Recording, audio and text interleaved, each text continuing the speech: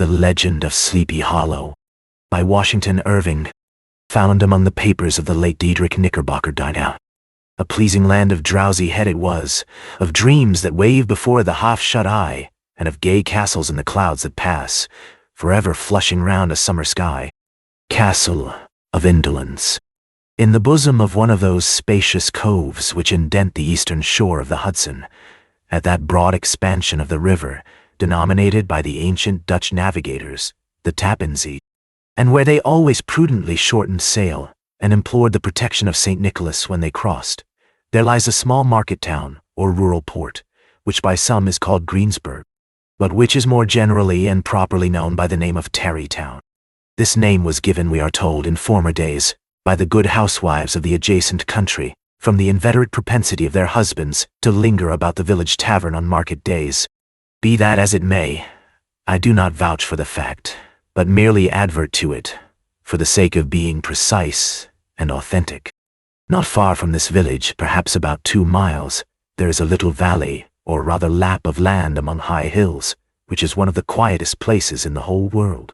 A small brook glides through it, with just murmur enough to lull one to repose, and the occasional whistle of a quail or tapping of a woodpecker is almost the only sound that ever breaks in upon the uniform tranquility.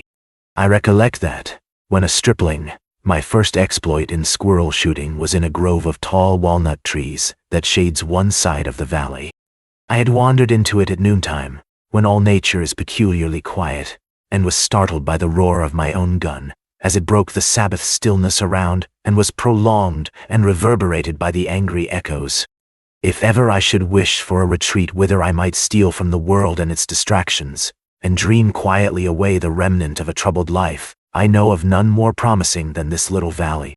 From the listless repose of the place, and the peculiar character of its inhabitants, who are descendants from the original Dutch settlers, this sequestered glen has long been known by the name of Sleepy Hollow, and its rustic lads are called the Sleepy Hollow Boys throughout all the neighboring country. A drowsy, dreamy influence seems to hang over the land, and to pervade the very atmosphere. Some say that the place was bewitched by a high German doctor during the early days of the settlement. Others that an old Indian chief, the prophet or wizard of his tribe, held his powwows there before the country was discovered by Master Hendrik Hudson. Certain it is, the place still continues under the sway of some witching power that holds a spell over the minds of the good people, causing them to walk in a continual reverie. They are given to all kinds of marvelous beliefs, are subject to trances and visions, and frequently see strange sights, and hear music and voices in the air. The whole neighborhood abounds with local tales, haunted spots, and twilight superstitions. Stars shoot and meteors glare oftener across the valley than in any other part of the country, and the nightmare, with her whole ninefold, seems to make it the favorite scene of her gambols. The dominant spirit, however, that haunts this enchanted region, and seems to be commander-in-chief of all the powers of the air, is the apparition of a figure on horseback, without a head. It is said by some to be the ghost of a Hessian trooper, whose head had been carried away by a cannonball in some nameless battle during the Revolutionary War, and who is ever and anon seen by the country folk hurrying along in the gloom of night, as if on the wings of the wind. His haunts are not confined to the valley, but extend at times to the adjacent roads, and especially to the vicinity of a church at no great distance.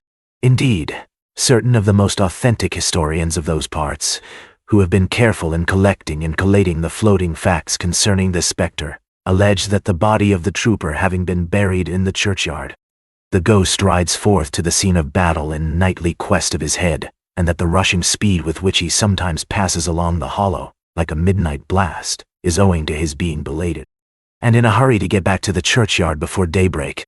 Such is the general purport of this legendary superstition, which has furnished materials for many a wild story in that region of shadows, and the spectre is known at all the country firesides by the name of the Headless Horseman of Sleepy Hollow. It is remarkable that the visionary propensity I have mentioned is not confined to the native inhabitants of the valley, but is unconsciously imbibed by everyone who resides there for a time. However wide awake they may have been before they entered that sleepy region, they are sure, in a little time, to inhale the witching influence of the air, and begin to grow imaginative, to dream dreams and see apparition. I mention this peaceful spot with all possible laud, for it is in such little retired Dutch valleys, found here and there embosomed in the great state of New York, that population, manners, and customs remain fixed. While the great torrent of migration and improvement, which is making such incessant changes in other parts of this restless country, sweeps by them unobserved. They are like those little nooks of still water, which border a rapid stream, where we may see the straw and bubble riding quietly at anchor, or slowly revolving in their mimic harbor, undisturbed by the rush of the passing current. Though many years have elapsed since I trod the drowsy shades of Sleepy Hollow, yet I question whether I should not still find the same trees and the same families vegetating in its sheltered bosom. In this byplace of nature there abode, in a remote period of American history, that is to say, some 30 years since, a worthy wight of the name of Ichabod Crane, who sojourned, or as he expressed it, tarried, in Sleepy Hollow, for the purpose of instructing the children of the vicinity. He was a native of Connecticut, a state which supplies the Union with pioneers for the mind as well as for the forest, and sends forth yearly its legions of frontier woodmen and country schoolmasters. The cognomen of Crane was not inapplicable to his person. He was tall, but exceedingly lank, with narrow shoulders, long arms and legs, hands that dangled a mile out of his sleeves, feet that might have served for shovels, and his whole frame most loosely hung together. His head was small and flat at top, with huge ears, large green glassy eyes, and a long snipe nose, so that it looked like a weathercock perched upon his spindle neck to tell which way the wind blew. To see him striding along the profile of a hill on a windy day, with his clothes bagging and fluttering about him, one might have mistaken him for the genius of famine descending upon the earth, or some scarecrow eloped from a cornfield. His schoolhouse was a low building of one large room, rudely constructed of logs, the windows partly glazed and partly patched with leaves of old copybooks. It was most ingeniously secured at vacant hours by a withe twisted in the handle of the door and stakes set against the window shutters, so that though a thief might get in with perfect ease, he would find some embarrassment in getting out. An idea most probably borrowed by the architect, Jost van Houten, from the mystery of an eelpot. The schoolhouse stood in a rather lonely but pleasant situation, just at the foot of a woody hill, with a brook running close by, and a formidable birch tree growing at one end of it. From hence the low murmur of his pupils' voices conning over their lessons might be heard in a drowsy summer's day, like the hum of a beehive, interrupted now and then by the authoritative voice of the master, in the tone of menace or command, or, peradventure, by the appalling sound of the birch, as he urged some tardy loiterer along the flowery path of knowledge. Truth to say, he was a conscientious man, and ever bore in mind the golden maxim, spare the rod and spoil the child. Ichabod Crane's scholars certainly were not spoiled. I would not have it imagined, however, that he was one of those cruel potentates of the school who joy in the smart of their subjects. On the contrary, he administered justice with discrimination rather than severity, taking the burden off the backs of the weak and laying it on those of the strong. Your mere puny stripling that winced at the least flourish of the rod was passed by with indulgence, but the claims of justice were satisfied by inflicting a double portion on some little tough, wrong-headed, broad-skirted Dutch urchin, who sulked and swelled and grew dogged and sullen beneath the birch. All this he called doing his duty by their parents, and he never inflicted a chastisement without following it by the assurance, so consolatory to the smarting urchin, that he would remember it and thank him for it the longest day he had to live. Why, Endama.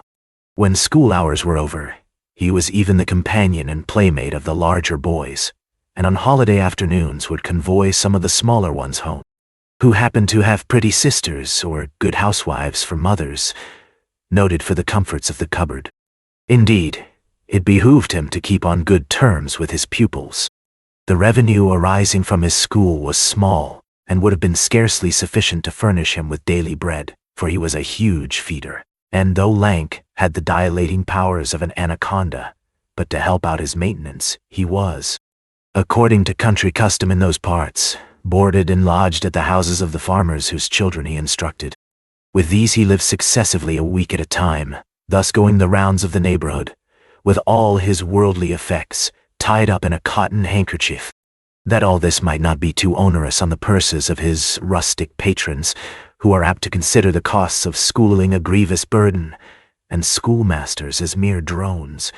He had various ways of rendering himself both useful and agreeable.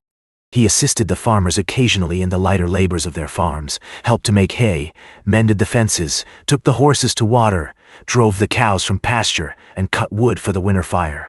He laid aside, too, all the dominant dignity and absolute sway with which he lorded it in his little empire, the school, and became wonderfully gentle and ingratiating. He found favor in the eyes of the mothers by petting the children, particularly the youngest, and like the lion bold, which whilom so magnanimously the lamb did hold, he would sit with a child on one knee, and rock a cradle with his foot for whole hours together. In addition to his other vocations, he was the singing master of the neighborhood, and picked up many bright shillings by instructing the young folks in psalmody. It was a matter of no little vanity to him on Sundays to take his station in front of the church gallery with a band of chosen singers, where, in his own mind, he completely carried away the palm from the parson. Certain it is, his voice resounded far above all the rest of the congregation, and there are peculiar quavers still to be heard in that church, and which may even be heard half a mile off, quite to the opposite side of the mill pond, on a still Sunday morning, which are said to be legitimately descended from the nose of Ichabod Crane. Thus, by divers little makeshifts, in that ingenious way which is commonly denominated by hook and by crook, the worthy pedagogue got on tolerably enough, and was thought, by all who understood nothing of the labor of headwork, to have a wonderfully easy life of it. The schoolmaster is generally a man of some importance in the female circle of a rural neighborhood, being considered a kind of idle, gentlemanlike personage of vastly superior taste and accomplishments to the rough country swains, and indeed, inferior in learning only to the parson.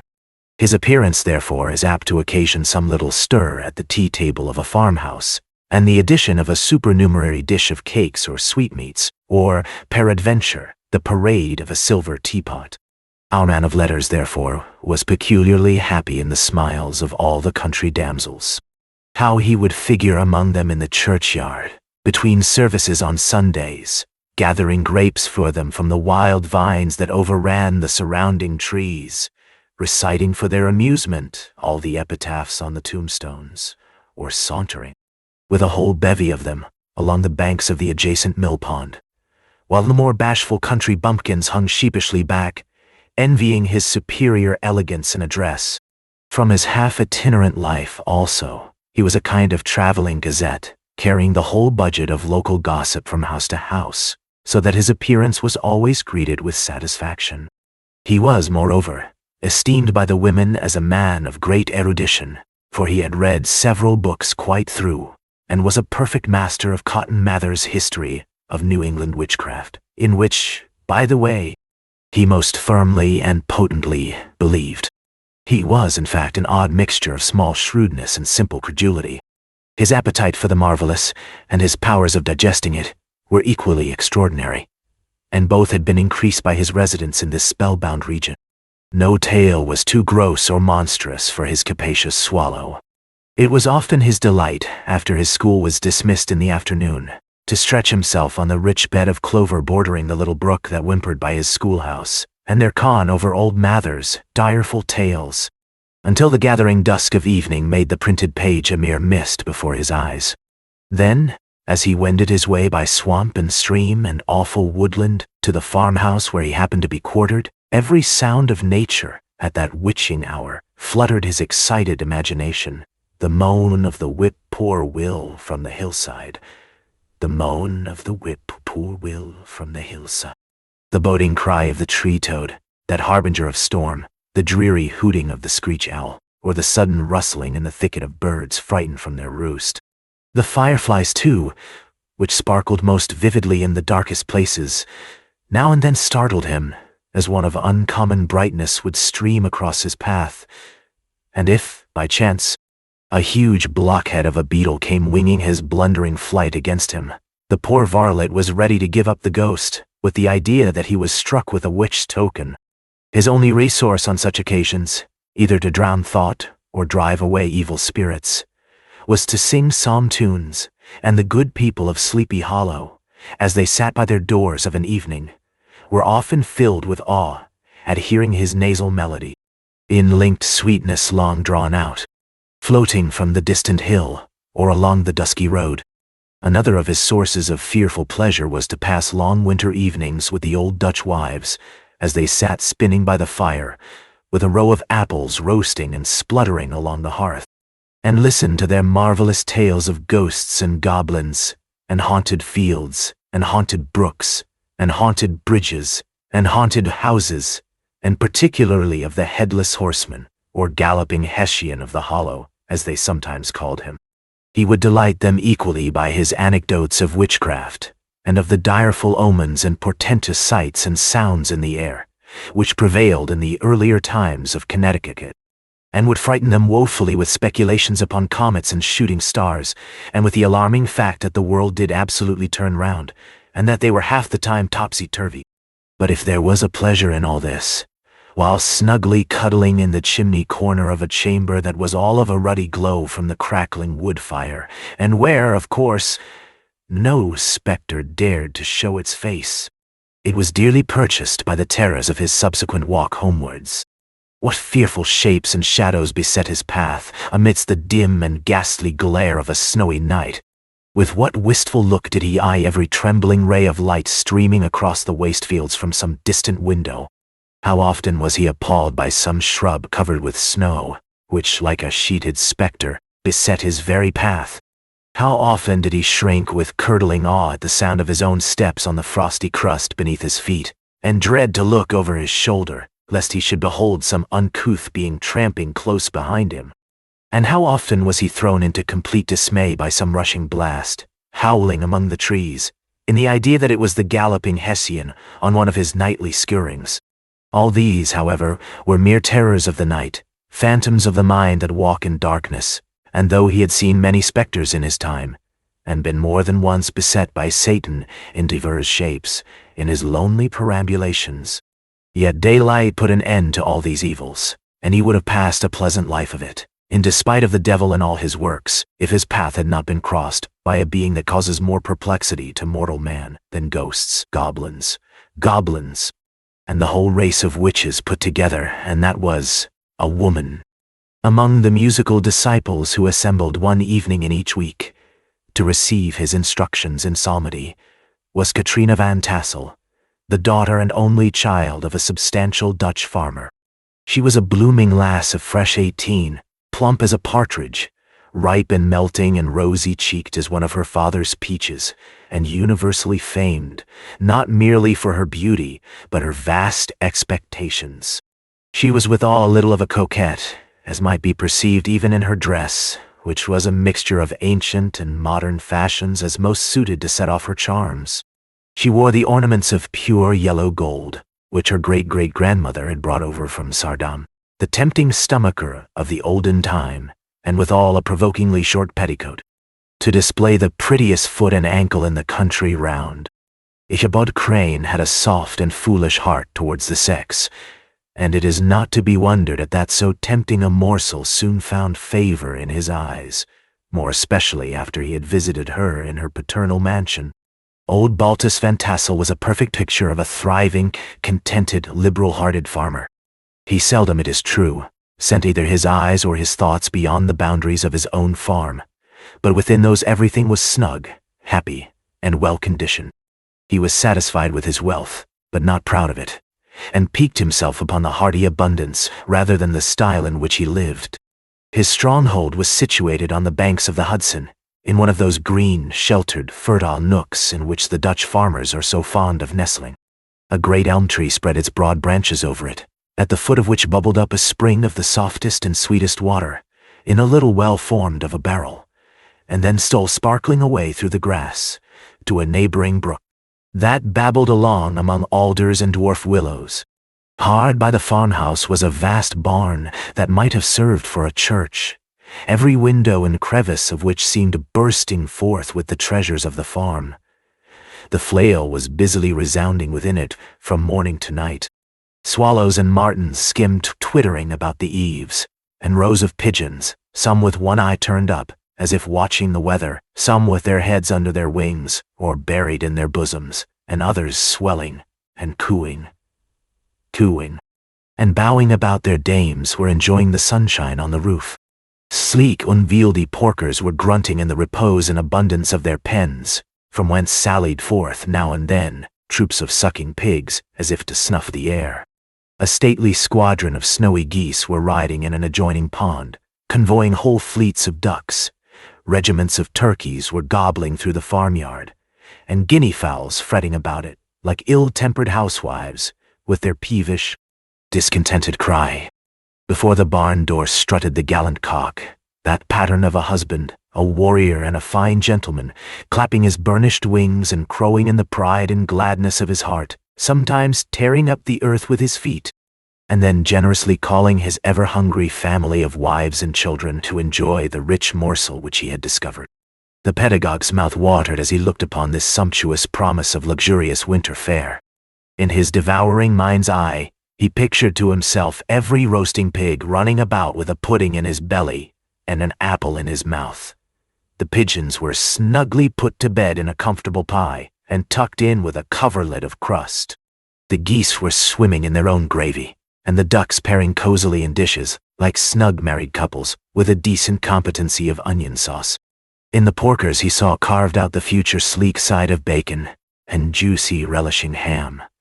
Not a turkey, but he beheld daintily trussed up, with its gizzard under its wing, and peradventure a necklace of savory sausages. And even bright Chanticleer himself lay sprawling on his back in a side dish, with uplifted claws, as if craving that quarter which his chivalrous spirit disdained to ask while living.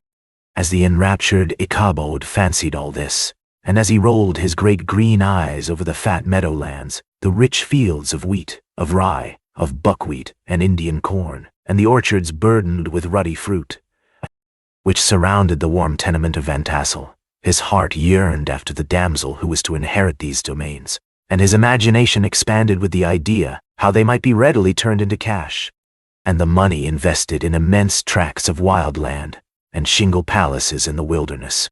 Nay, his busy fancy already realized his hopes, and presented to him the blooming Katrina with a whole family of children, mounted on the top of a wagon loaded with household trumpery, with pots and kettles dangling beneath. And he beheld himself bestriding a pacing mare, with a colt at her heels, setting out for Kentucky, Tennessee, or the Lord knows where. When he entered the house, the conquest of his heart was complete. It was one of those spacious farmhouses, with high-ridged but lowly sloping roofs, built in the style handed down from the first Dutch settlers, the low projecting eaves forming a piazza along the front, capable of being closed up in bad weather. Under this were hung flails, harness, various utensils of husbandry and nets for fishing in the neighboring river. Benches were built along the sides for summer use, and a great spinning wheel at one end and a churn at the other showed the various uses to which this important porch might be devoted. From this piazza the wondering Ichabod entered the hall, which formed the center of the mansion and the place of usual residence. Here rows of resplendent pewter, ranged on a long dresser, dazzled his eyes. In one corner stood a huge bag of wool, ready to be spun. In another, a quantity of linsey-woolsey just from the loom, ears of Indian corn, and strings of dried apples and peaches hung in gay festoons along the walls. Mingled with the god of red peppers, and a door left ajar gave him a peep into the best parlor, where the claw-footed chairs and dark mahogany tables shone like mirrors. Andirons, with their accompanying shovel and tongs, glistened from their covert of asparagus tops. Mock oranges and conch shells decorated the mantelpiece. Strings of various colored birds' eggs were suspended above it. A great ostrich egg was hung from the center of the room, and a corner cupboard, knowingly left open, displayed immense treasures of old silver and well-mended china. From the moment Ichabod laid his eyes upon these regions of delight, the peace of his mind was at an end, and his only study was how to gain the affections of the peerless daughter of Van Tassel. In this enterprise, however, he had more real difficulties than generally fell to the lot of a knight-errant of yore, who seldom had anything but giants, enchanters, fiery dragons, and such like easily conquered adversaries to contend with, and had to make his way merely through gates of iron and brass, and walls of adamant to the castle keep, where the lady of his heart was confined, all which he achieved as easily as a man would carve his way to the center of a Christmas pie, and then the lady gave him her hand as a matter of course. Ichabod, on the contrary, had to win his way to the heart of a country coquette, beset with a labyrinth of whims and caprices, which were forever presenting new difficulties and impediments, and he had to encounter a host of fearful adversaries of real flesh and blood, the numerous rustic admirers, who beset every portal to her heart, keeping a watchful and angry eye upon each other, but ready to fly out in the common cause against any new competitor. Among these, the most formidable was a burly, roaring, roistering blade, of the name of Abraham, or according to the Dutch abbreviation, Brom van Brunt, the hero of the country round, which rang with his feats of strength and hardihood. He was broad-shouldered and double-jointed, with short, curly black hair, and a bluff, but not unpleasant countenance, having a mingled air of fun and arrogance. From his Herculean frame and great powers of limb he had received the nickname of Brom Bones, by which he was universally known. He was famed for great knowledge and skill in horsemanship, being as dexterous on horseback as a Tartar. He was foremost at all races and cockfights, and, with the ascendancy which bodily strength always acquires in rustic life, was the umpire in all disputes, setting his hat on one side, and giving his decisions with an air and tone that admitted of no gainsay or appeal. He was always ready for either a fight or a frolic, but had more mischief than ill will in his composition, and with all his overbearing roughness, there was a strong dash of waggish good humor at bottom. He had 3 or 4 boon companions who regarded him as their model, and at the head of whom he scoured the country, attending every scene of feud or merriment for miles round. In cold weather he was distinguished by a fur cap, surmounted with a flaunting fox tail, and when the folks at a country gathering descried this well-known crest at a distance, whisking about among a squad of hard riders, they always stood by for a squall. Sometimes his crew would be heard dashing along past the farmhouses at midnight, with whoop and halloo, like a troop of Don Cossacks, and the old dames, startled out of their sleep, would listen for a moment till the hurry-scurry had clattered by, and then exclaim, "Hey, there goes Brom Bones and his gang!" The neighbors looked upon him with a mixture of awe, admiration, and goodwill. And when any madcap prank or rustic brawl occurred in the vicinity, always shook their heads, and warranted Brom Bones was at the bottom of it. This rantipole hero had for some time singled out the blooming Katrina for the object of his uncouth gallantries, and though his amorous toyings were something like the gentle caresses and endearments of a bear, yet it was whispered that she did not altogether discourage his hopes.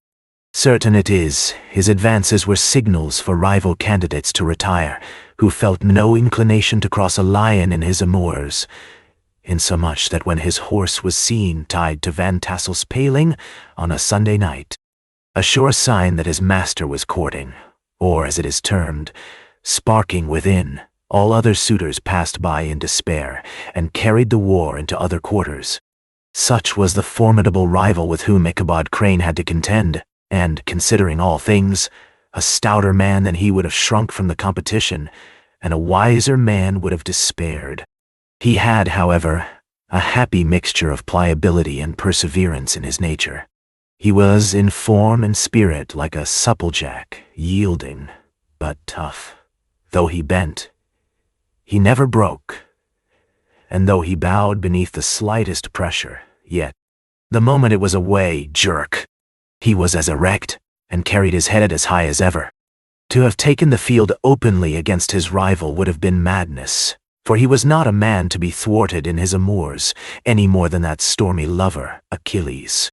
Ichabod, therefore, made his advances in a quiet and gently insinuating manner. Under cover of his character of singing master, he made frequent visits at the farmhouse. Not that he had anything to apprehend from the meddlesome interference of parents, which is so often a stumbling block in the path of lovers. Balt Van Tassel was an easy, indulgent soul. He loved his daughter better even than his pipe, and like a reasonable man and an excellent father, let her have her way in everything. His notable little wife, too, had enough to do to attend to her housekeeping and manage her poultry, for, as she sagely observed, ducks and geese are foolish things, and must be looked after, but girls can take care of themselves. Thus, while the busy dame bustled about the house or plied her spinning wheel at one end of the piazza, honest Balt would sit smoking his evening pipe at the other, watching the achievements of a little wooden warrior who, armed with a sword in each hand, was most valiantly fighting the wind on the pinnacle of the barn. In the meantime, Ichabod would carry on his suit with the daughter by the side of the spring under the great elm, or sauntering along in the twilight, that hour so favorable to the lover's eloquence. I profess not to know how women's hearts are wooed and won. To me, they have always been matters of riddle and admiration. Some seem to have but one vulnerable point, or door of access, while others have 1,000 avenues, and may be captured in 1,000 different ways. It is a great triumph of skill to gain the former, but a still greater proof of generalship to maintain possession of the latter, for man must battle for his fortress at every door and window. He who wins 1,000 common hearts is therefore entitled to some renown, but he who keeps undisputed sway over the heart of a coquette is indeed a hero. Certain it is this was not the case with the redoubtable Brombones, and from the moment Ichabod Crane made his advances, the interests of the former evidently declined. His horse was no longer seen tied to the palings on Sunday nights, and a deadly feud gradually arose between him and the preceptor of Sleepy Hollow. Brom, who had a degree of rough chivalry in his nature, would fain have carried matters to open warfare, and have settled their pretensions to the lady according to the mode of those most concise and simple reasoners, the knights-errant of yore, by single combat. But Ichabod was too conscious of the superior might of his adversary to enter the lists against him. He had overheard a boast of Bones that he would double the schoolmaster up and lay him on a shelf of his own schoolhouse, and he was too wary to give him an opportunity. There was something extremely provoking in this obstinately pacific system. It left Brom no alternative but to draw upon the funds of rustic waggery in his disposition, and to play off boorish practical jokes upon his rival. Ichabod became the object of whimsical persecution to Bones and his gang of rough riders. They harried his hitherto peaceful domains, smoked out his singing school by stopping up the chimney, broke into the schoolhouse at night, in spite of its formidable fastenings of withe and window stakes, and turned everything topsy-turvy, so that the poor schoolmaster began to think all the witches in the country held their meetings there. But what was still more annoying, Brom took all opportunities of turning him into ridicule in presence of his mistress, and had a scoundrel dog whom he taught to whine in the most ludicrous manner, and introduced as a rival of Ichabod's, to instruct her in psalmody. In this way matters went on for some time, without producing any material effect on the relative situations of the contending powers. On a fine autumnal afternoon, Ichabod, in pensive mood, sat enthroned on the lofty stool from whence he usually watched all the concerns of his little literary realm. In his hand he swayed a ferule, that scepter of despotic power. The birch of justice reposed on 3 nails behind the throne, a constant terror to evildoers, while on the desk before him might be seen sundry contraband articles and prohibited weapons, detected upon the persons of idle urchins, such as half-munched apples, pop-guns, whirligigs, fly-cages, and whole legions of rampant little paper gamecocks. Apparently there had been some appalling act of justice recently inflicted, for his scholars were all busily intent upon their books, or slyly whispering behind them with one eye kept upon the master. And a kind of buzzing stillness reigned throughout the schoolroom. It was suddenly interrupted by the appearance of a Negro in tow-cloth jacket and trousers, a round-crowned fragment of a hat, like the cap of Mercury, and mounted on the back of a ragged, wild, half-broken colt, which he managed with a rope by way of halter. He came clattering up to the school door with an invitation to Ichabod to attend a merrymaking or quilting frolic, to be held that evening at Mynheer Van Tassel's, and having delivered his message with that air of importance and effort at fine language which a Negro is apt to display on petty embassies of the kind, he dashed over the brook and was seen scampering away up the hollow, full of the importance and hurry of his mission. All was now bustle and hubbub in the late quiet schoolroom. The scholars were hurried through their lessons without stopping at trifles. Those who were nimble skipped over half with impunity, and those who were tardy had a smart application now and then in the rear, to quicken their speed or help them over a tall word. Books were flung aside without being put away on the shelves. Inkstands were overturned, benches thrown down, and the whole school was turned loose an hour before the usual time, bursting forth like a legion of young imps, yelping and racketing about the green and joy at their early emancipation.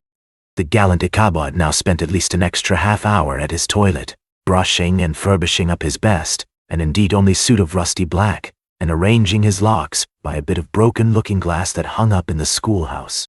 That he might make his appearance before his mistress in the true style of a cavalier, he borrowed a horse from the farmer with whom he was domiciliated, a choleric old Dutchman of the name of Hans van Ripper, and thus gallantly mounted,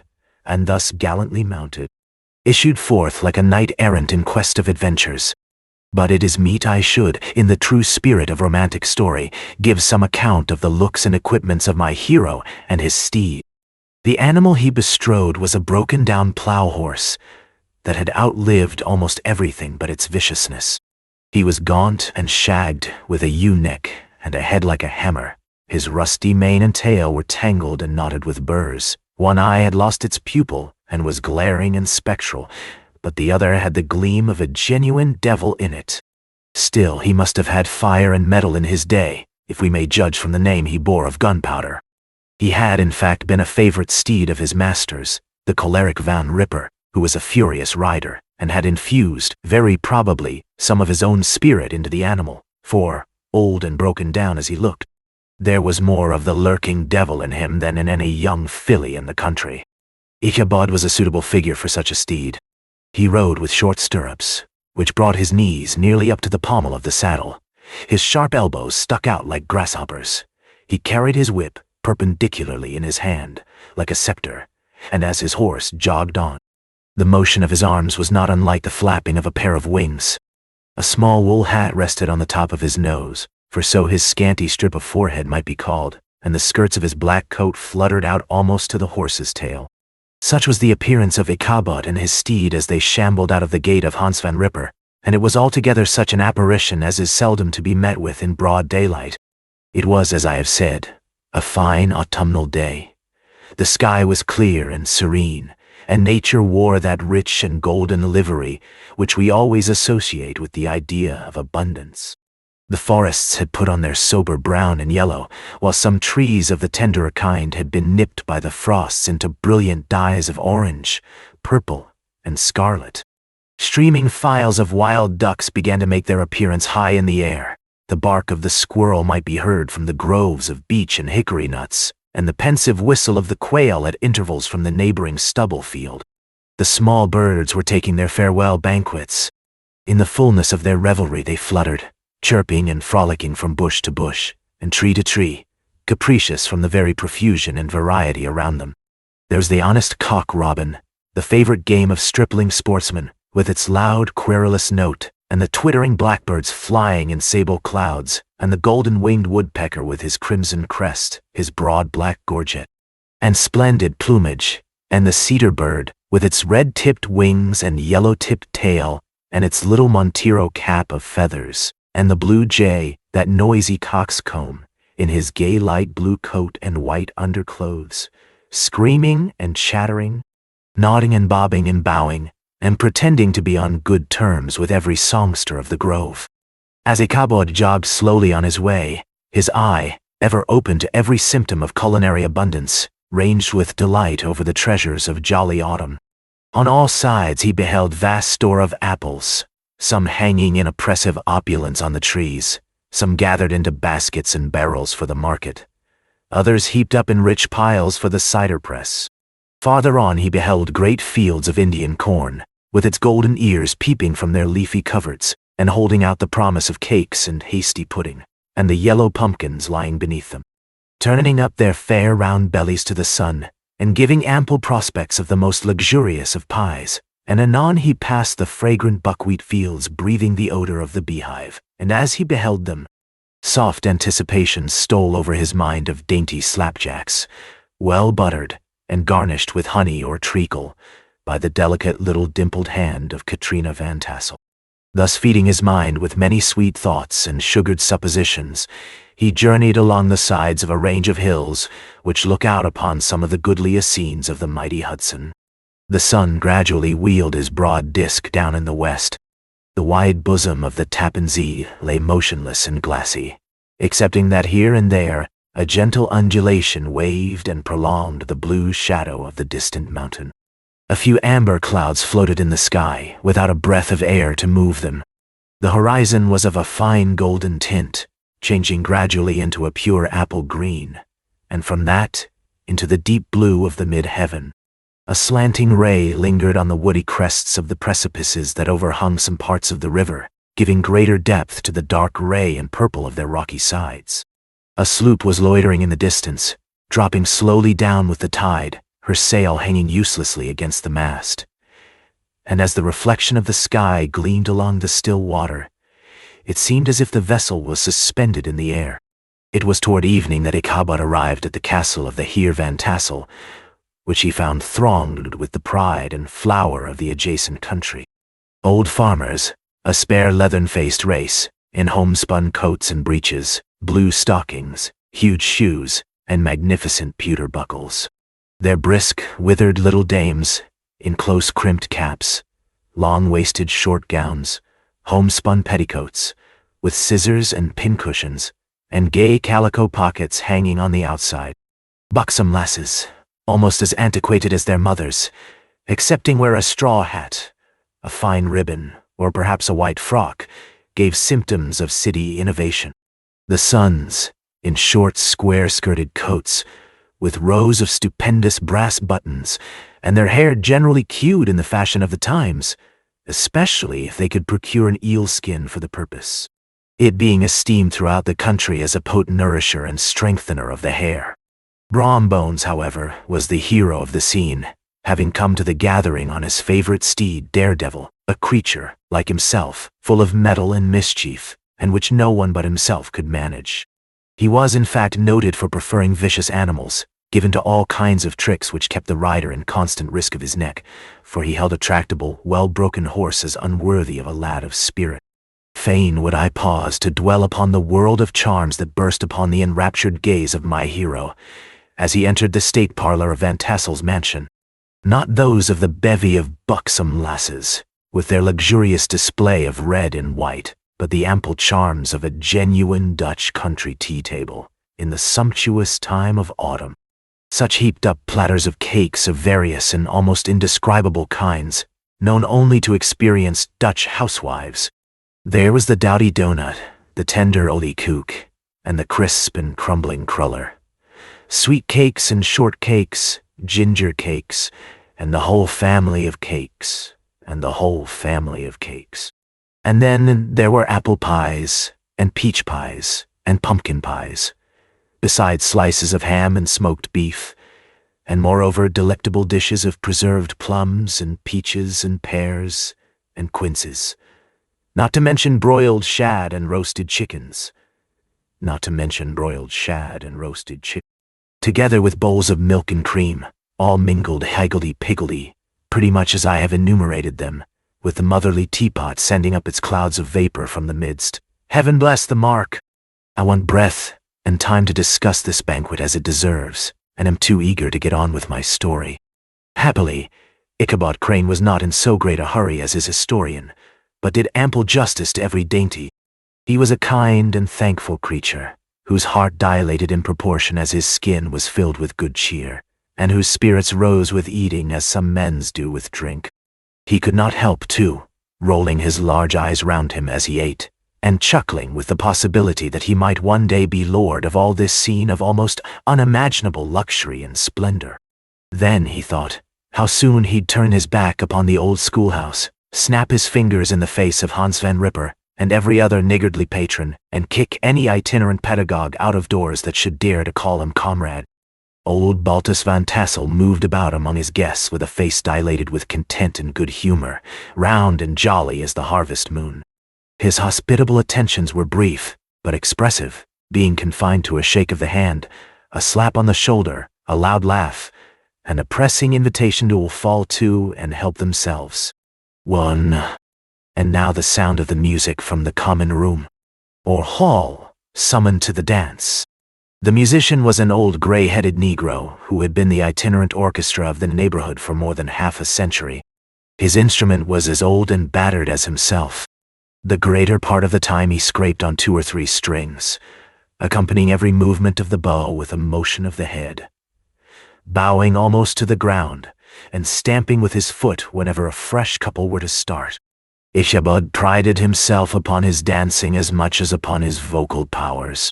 Not a limb, not a fiber about him was idle, and to have seen his loosely hung frame in full motion, and clattering about the room, you would have thought St. Vitus himself, that blessed patron of the dance, was figuring before you in person.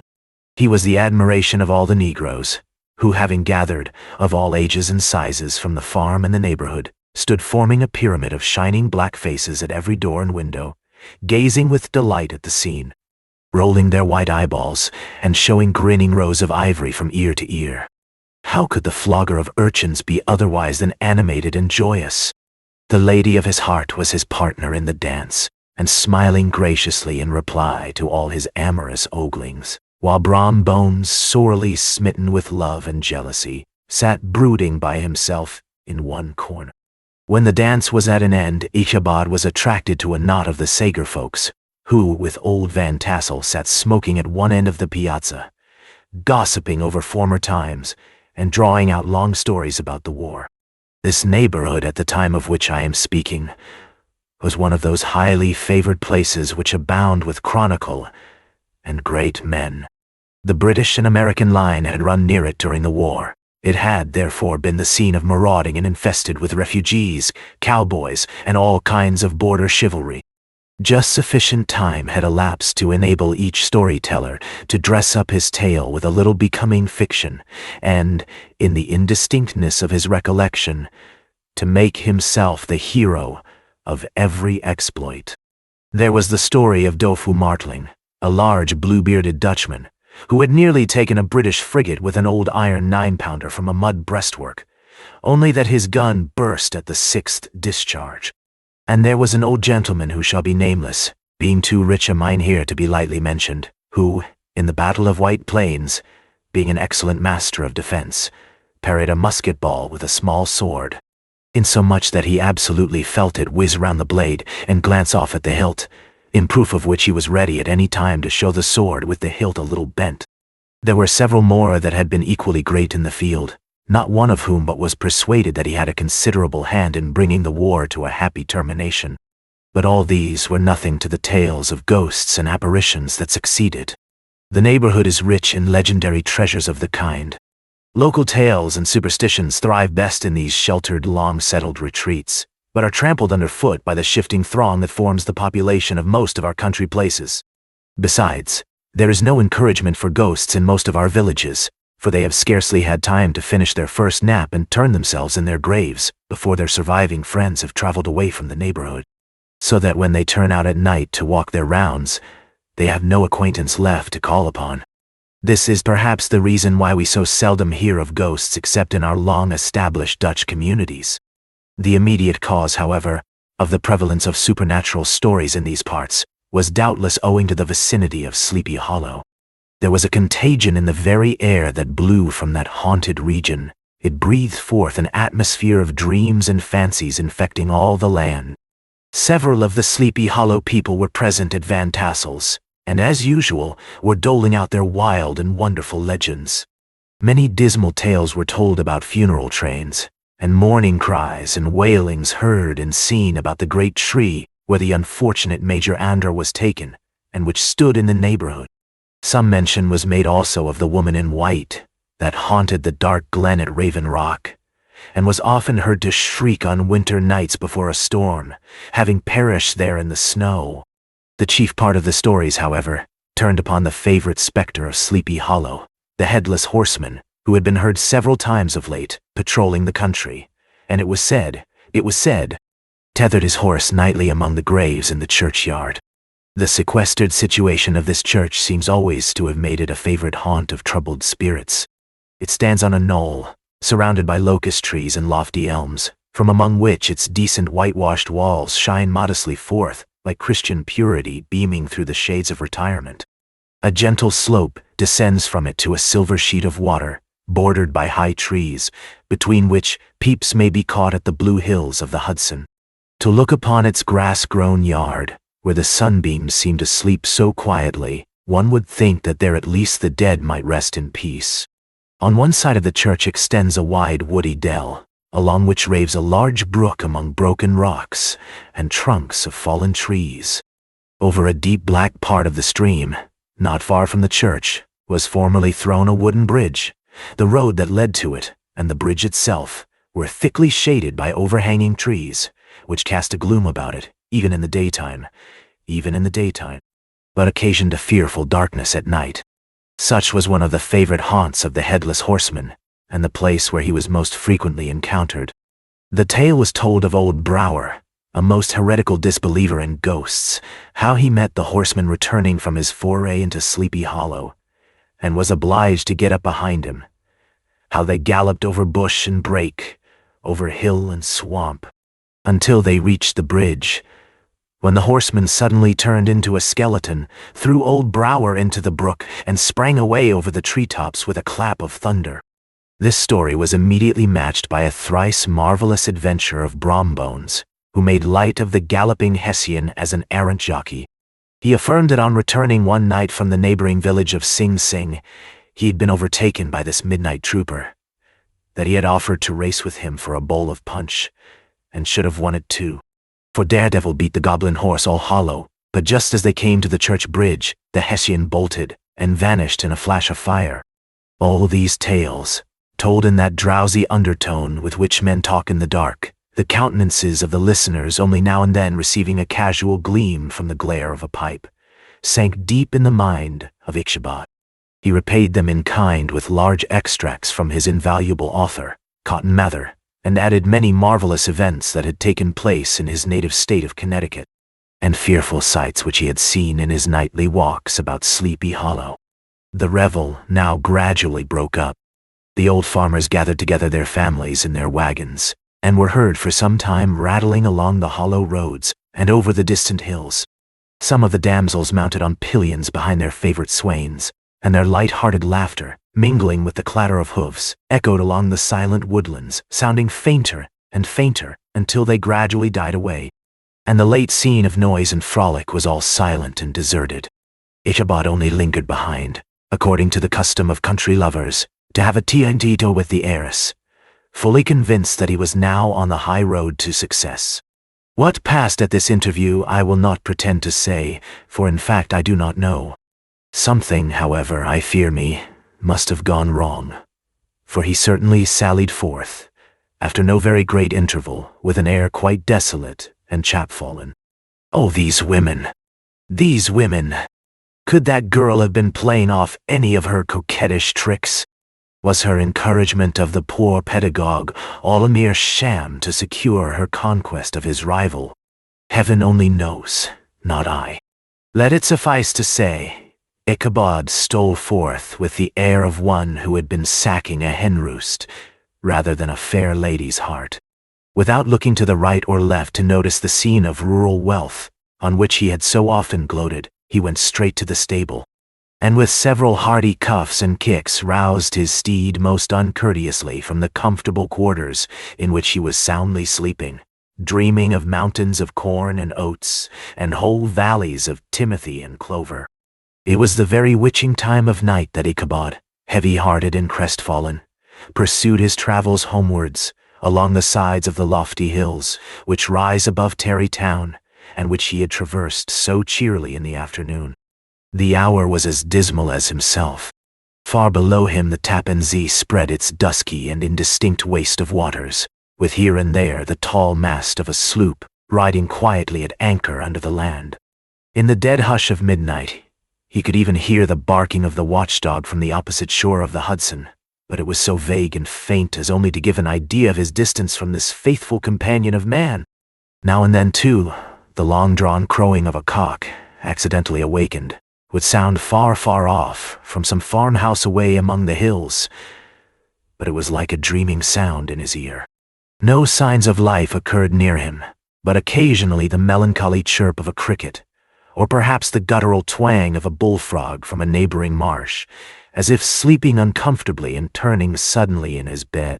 All the stories of ghosts and goblins that he had heard in the afternoon now came crowding upon his recollection.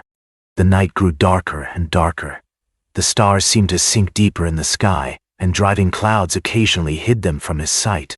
He had never felt so lonely and dismal. He was, moreover, approaching the very place where many of the scenes of the ghost stories had been laid.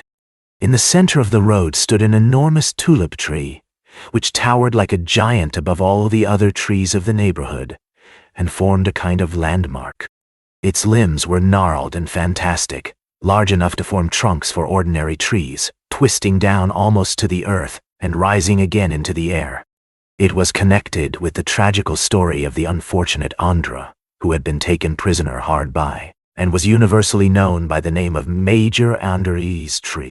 The common people regarded it with a mixture of respect and superstition, partly out of sympathy for the fate of its ill-starred namesake, and partly from the tales of strange sights and doleful lamentations told concerning it. As Ichabod approached this fearful tree, he began to whistle. He thought his whistle was answered. It was but a blast sweeping sharply through the dry branches. As he approached a little nearer, he thought he saw something white, hanging in the midst of the tree. He paused and ceased whistling, but, on looking more narrowly, perceived that it was a place where the tree had been scathed by lightning, and the white wood laid bare. Suddenly he heard a groan. His teeth chattered, and his knees smote against the saddle.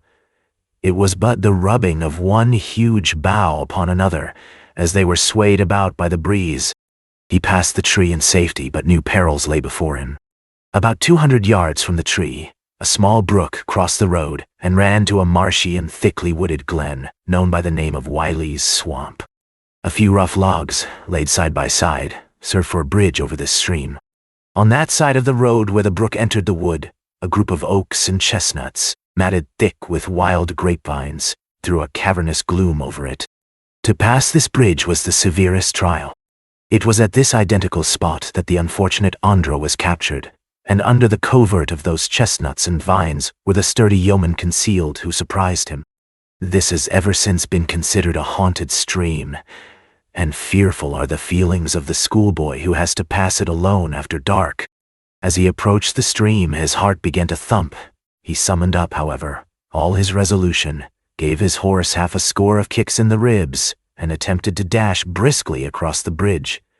But instead of starting forward, the perverse old animal made a lateral movement and ran broadside against the fence. Ichabod, whose fears increased with the delay, jerked the reins on the other side and kicked lustily with the contrary foot. It was all in vain. His steed started, it is true, but it was only to plunge to the opposite side of the road into a thicket of brambles and alder bushes. The schoolmaster now bestowed both whip and heel upon the starveling ribs of old Gunpowder, who dashed forward, snuffling and snorting, but came to a stand just by the bridge with a suddenness that had nearly sent his rider sprawling over his head. Just at this moment, a plashy tramp by the side of the bridge caught the sensitive ear of Ichabod. In the dark shadow of the grove, on the margin of the brook, he beheld something huge, misshapen and towering. It stirred not, but seemed gathered up in the gloom, like some gigantic monster ready to spring upon the traveler. The hair of the affrighted pedagogue rose upon his head with terror. What was to be done? To turn and fly was now too late, and besides, what chance was there of escaping ghost or goblin, if such it was, which could ride upon the wings of the wind? Summoning up, therefore, a show of courage, he demanded in stammering accents, "Who are you?" Wow! He received no reply. He repeated his demand in a still more agitated voice. Still, there was no answer. Once more he cudgeled the sides of the inflexible gunpowder, and shutting his eyes, broke forth with involuntary fervor into a psalm tune. Just then the shadowy object of alarm put itself in motion, and with a scramble and a bound stood at once in the middle of the road. Though the night was dark and dismal, yet the form of the unknown might now in some degree be ascertained. He appeared to be a horseman of large dimensions, and mounted on a black horse of powerful frame.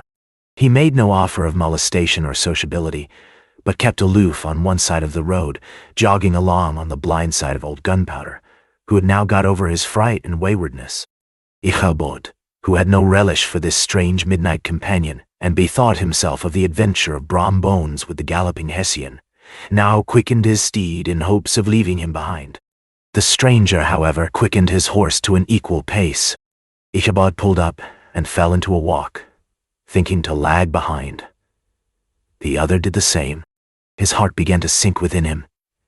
He endeavored to resume his psalm tune, but his parched tongue clove to the roof of his mouth, and he could not utter a stave. There was something in the moody and dogged silence of this pertinacious companion that was mysterious and appalling. It was soon fearfully accounted for. On mounting a rising ground which brought the figure of his fellow traveler in relief against the sky, gigantic in height and muffled in a cloak, Ichabod was horror-struck on perceiving that he was headless. But his horror was still more increased on observing that the head, which should have rested on his shoulders, was carried before him on the pommel of his saddle. His terror rose to desperation. He rained a shower of kicks and blows upon Gunpowder, hoping by a sudden movement to give his companion the slip, but the spectre started full jump with him. Away then, they dashed through thick and thin, stones flying and sparks flashing at every bound. Ichabod's flimsy garments fluttered in the air as he stretched his long, lank body away over his horse's head in the eagerness of his flight. They had now reached the road which turns off to Sleepy Hollow, but Gunpowder, who seemed possessed with a demon, instead of keeping up it, made an opposite turn, and plunged headlong downhill to the left. This road leads through a sandy hollow shaded by trees for about a quarter of a mile, where it crosses the bridge famous in Goblin story, and just beyond swells the green knoll on which stands the whitewashed church. As yet the panic of the steed had given his unskillful rider an apparent advantage in the chase, but just as he had got halfway through the hollow, the girths of the saddle gave way, and he felt it slipping from under him.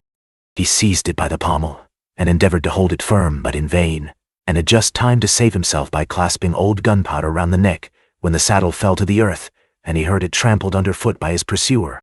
For a moment the terror of Hans van Rippert's wrath passed across his mind, for it was his Sunday saddle. But this was no time for petty fears. The goblin was hard on his haunches, and, unskillful rider that he was, he had much ado to maintain his seat, sometimes slipping on one side, sometimes on another, and sometimes jolted on the high ridge of his horse's backbone, with a violence that he verily feared would cleave him asunder. An opening in the trees now cheered him with the hopes that the church bridge was at hand. The wavering reflection of a silver star in the bosom of the brook told him that he was not mistaken. He saw the walls of the church dimly glaring under the trees beyond. He recollected the place where Brom Bones' ghostly competitor had disappeared. If I can but reach that bridge, thought Ichabod, I am safe. Just then he heard the black steed panting and blowing close behind him. He even fancied that he felt his hot breath. Another convulsive kick in the ribs, and old Gunpowder sprang upon the bridge. He thundered over the resounding planks. He gained the opposite side, and now Ichabod cast a look behind to see if his pursuer should vanish, according to rule, in a flash of fire and brimstone. Just then he saw the goblin rising in his stirrups, and in the very act of hurling his head at him. Ichabod endeavored to dodge the horrible missile, but too late. It encountered his cranium with a tremendous crash. He was tumbled headlong into the dust, and Gunpowder, the black steed, and the goblin rider passed by like a whirlwind. The next morning the old horse was found without his saddle, and with the bridle under his feet, soberly cropping the grass at his master's gate. Ichabod did not make his appearance at breakfast. Dinner hour came, but no Ichabod. The boys assembled at the schoolhouse, and strolled idly about the banks of the brook, but no schoolmaster. Hans van Ripper now began to feel some uneasiness about the fate of poor Ichabod and his saddle. An inquiry was set on foot, and after diligent investigation they came upon his traces. In one part of the road leading to the church was found the saddle trampled in the dirt, the tracks of horses' hoofs deeply dented in the road, and evidently at furious speed, were traced to the bridge, beyond which. On the bank of a broad part of the brook, where the water ran deep and black, was found the hat of the unfortunate Ichabod, and close beside it a shattered pumpkin. The brook was searched, but the body of the schoolmaster was not to be discovered. Hans van Ripper, as executor of his estate, examined the bundle which contained all his worldly effects. They consisted of 2 shirts and a half, 2 stocks for the neck, a pair or 2 of worsted stockings, an old pair of corduroy small clothes, a rusty razor, a book of psalm tunes full of dog's ears, and a broken pitch pipe. As to the books and furniture of the schoolhouse, they belonged to the community, excepting Cotton Mather's History of Witchcraft, a New England almanac, and a book of dreams and fortune-telling, in which last was a sheet of foolscap much scribbled and blotted in several fruitless attempts to make a copy of verses in honor of the heiress of Van Tassel. These magic books and the poetic scrawl were forthwith consigned to the flames by Hans van Ripper, who, from that time forward, determined to send his children no more to school, observing that he never knew any good come of this same reading and writing. Whatever money the schoolmaster possessed, and he had received his quarter's pay but a day or 2 before, he must have had about his person at the time of his disappearance. The mysterious event caused much speculation at the church on the following Sunday. Knots of gazers and gossips were collected in the churchyard, at the bridge, and at the spot where the hat and pumpkin had been found. The stories of Brouwer, of Bones, and a whole budget of others were called to mind, and when they had diligently considered them all, and compared them with the symptoms of the present case, they shook their heads, and came to the conclusion that Ichabod had been carried off by the galloping Hessian. As he was a bachelor, and in nobody's debt, nobody troubled his head any more about him. The school was removed to a different quarter of the hollow, and another pedagogue reigned in his stead. It is true, an old farmer, who had been down to New York on a visit several years after, and from whom this account of the ghostly adventure was received, brought home the intelligence that Ichabod Crane was still alive, that he had left the neighborhood partly through fear of the goblin and Hans van Ripper, and partly in mortification at having been suddenly dismissed by the heiress, that he had changed his quarters to a distant part of the country, had kept school and studied law at the same time, had been admitted to the bar, turned politician, electioneered, written for the newspapers, and finally had been made a justice of the 10-pound court. Brom Bones, too, who, shortly after his rival's disappearance, conducted the blooming Katrina in triumph to the altar, was observed to look exceedingly knowing whenever the story of Ichabod was related, and always burst into a hearty laugh at the mention of the pumpkin, which led some to suspect that he knew more about the matter than he chose to tell. The old country wives, however, who are the best judges of these matters, maintain to this day that Ichabod was spirited away by supernatural means, and it is a favorite story often told about the neighborhood round the winter evening fire. The bridge became more than ever an object of superstitious awe, and that may be the reason why the road has been altered of late years, so as to approach the church by the border of the mill pond. The schoolhouse being deserted soon fell to decay, and was reported to be haunted by the ghost of the unfortunate pedagogue, and the ploughboy, loitering homeward of a still summer evening, has often fancied his voice at a distance, chanting a melancholy psalm tune among the tranquil solitudes of Sleepy Hollow. Postscript. Found in the handwriting of Mr. Knickerbocker. The preceding tale is given almost in the precise words in which I heard it related at a corporation meeting at the ancient city of Manhattoes, at which were present many of its sagest and most illustrious burghers. The narrator was a pleasant, shabby, gentlemanly old fellow, in pepper and salt clothes, with a sadly humorous face, and one whom I strongly suspected of being poor. He made such efforts to be entertaining. When his story was concluded, there was much laughter and approbation, particularly from 2 or 3 deputy aldermen who had been asleep the greater part of the time. There was, however, one tall, dry-looking old gentleman with beetling eyebrows, who maintained a grave and rather severe face throughout, now and then folding his arms, inclining his head, and looking down upon the floor, as if turning a doubt over in his mind. He was one of your wary men, who never laugh but upon good grounds, when they have reason and law on their side. When the mirth of the rest of the company had subsided, and silence was restored, he leaned one arm on the elbow of his chair, and sticking the other akimbo, demanded, with a slight but exceedingly sage motion of the head and contraction of the brow, what was the moral of the story, and what it went to prove. The storyteller, who was just putting a glass of wine to his lips, as a refreshment after his toils, paused for a moment, looked at his inquirer with an air of infinite deference, and, lowering the glass slowly to the table, observed that the story was intended most logically to prove that there is no situation in life but has its advantages and pleasures, provided we will but take a joke as we find it. That, therefore, he that runs races with goblin troopers is likely to have rough riding of it. Ergo, for a country schoolmaster to be refused the hand of a Dutch heiress is a certain step to high preferment in the state. Wenda. The cautious old gentleman knit his brows tenfold closer after this explanation, being sorely puzzled by the ratiocination of the syllogism, while, methought, the one in pepper and salt eyed him with something of a triumphant leer. At length he observed that all this was very well, but still he thought the story a little on the extravagant. There were one or two points on which he had his doubts. "Faith, sir," replied the storyteller, "gas to that matter, I don't believe one half of it myself. D.K. The end."